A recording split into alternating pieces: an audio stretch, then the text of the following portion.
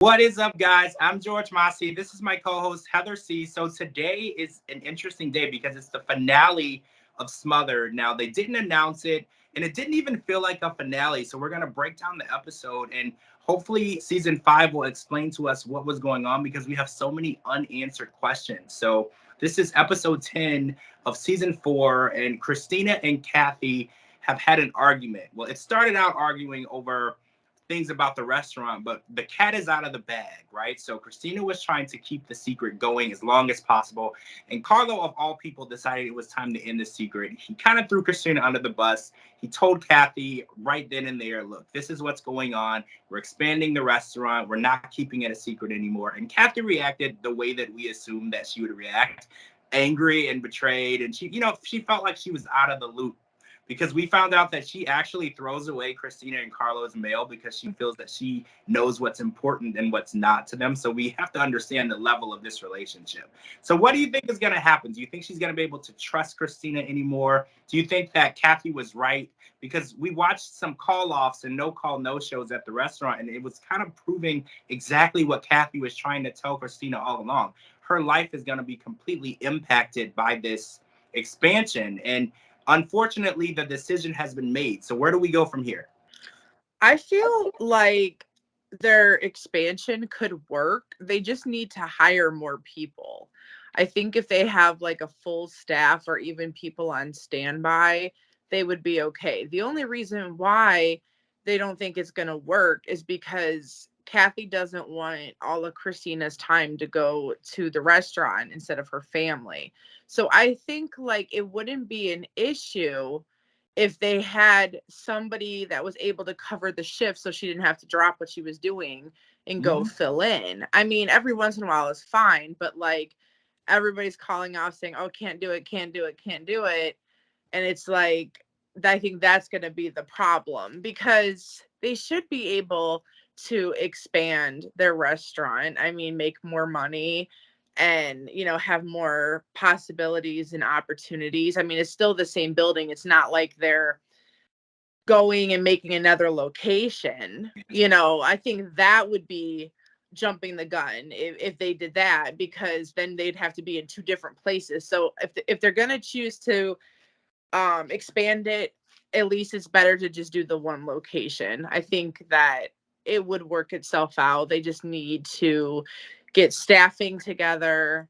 Maybe they can bring their family in and do like family stuff together and also help out, maybe tweak their hours or something, just to get it all situated until it's up and running fully. Yeah, I think that family needs to get more involved. The more that I see that they need people that are going to be reliable, the more I think of, because when you go to family owned restaurants, the whole family is involved. Like mom, dad, grandma, grandpa, cousins, everyone is working there. So maybe they need to focus more on family and get that strong support system in the restaurant. And then they will all have that time for themselves. So hopefully in season 5, we will see how this expansion looks and how things are going between Christina and Kathy and the restaurant.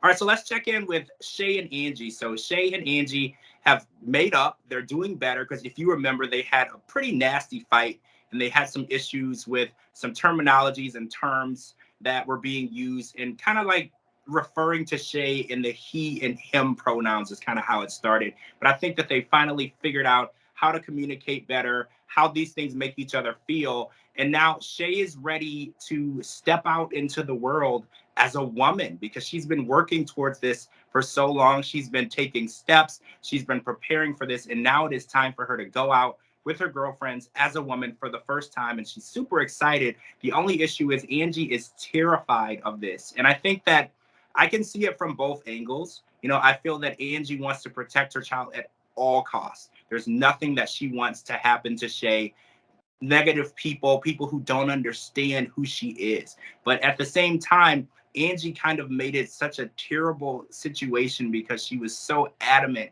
on Shay not going. She even asked if she could go so she could protect her herself. So how do you feel about the way Angie handled this? Do you think Angie was right? Do you think this was the way a mother would have reacted? Or do you think that support is what Shay needed in this moment? Okay, well, first of all, a sidebar to this whole thing. I'm really upset that this is the finale because I feel like we had so many unanswered questions and incidences. I mean, this episode, they didn't even, visit a couple of the different mothers and daughters. So it's like, we don't know like what happened with like Paola. We don't know what happened, with Lorelai and all them. Like they just had a baby. And it's like, I feel like it should have had some type of closing. Like it should have been something on the screen saying 2 months later, such and such happened or whatever. Cause it's like, what if they don't come back? Like, what if season 5 comes back and we have all different people and like it's never answered? So if any of you are watching this podcast, comment below what your update is or let us know if there's going to be any type of reunion or anything, because we felt so attached and I feel like we deserve to know. But to answer your question, first of all, I don't fault Angie because we already know that she's an overprotective mom who just loves, her daughter to death.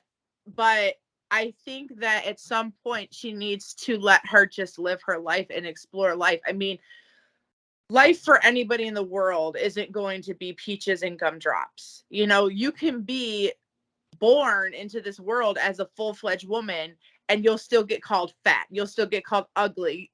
Something doesn't look right. Your skin color doesn't look right. And it's like, our parents can't go around protecting us, forever. At some point, we have to learn how to fend for ourselves. We have to learn how to deal with situations and incidences. I mean, of course, nobody wants to see their child hurt. Nobody wants to see their child get bullied or made fun of. But sometimes with a parent being too much overprotective or too much involved, sometimes the parent can do more damage than the actual bully can. Wow. Because the child will look at it like, okay, sticks and stones will break my bones. And the parent, that's the person that you go to make things right, to make things better. So if they're like constantly like in your face reminding you of the hurt and reminding you of the pain, you're going to have that animosity. I think that she should have trusted that Shay was in good hands with her girlfriends. She should have trusted that they were going to go to, place that's, LGB friendly and, just period. I don't see why they would put themselves in a bad situation, in a bad position, especially since like she's coming into her home. This is her first time coming out as a woman and she looked great. I love the way she did her hair. I love the way her makeup looked. I thought she looked so pretty. And it's like her day was ruined. And that's what I mean, how it just ended like almost like a cliffhanger because they got into that fight and she said, oh, I don't even want to go anymore. And we don't even know what happened. We don't know if they ever came back from this. We don't know if they're like, still fighting. So it's just, I don't think that it was very fair of, TLC to end things the way they did. I really don't, because as viewers, you're watching faithfully every week. People just want to know like what happens. But, if this is the last time we see any of these people, I wish them all the best and thanks for sharing their stories with us. I really enjoyed watching them.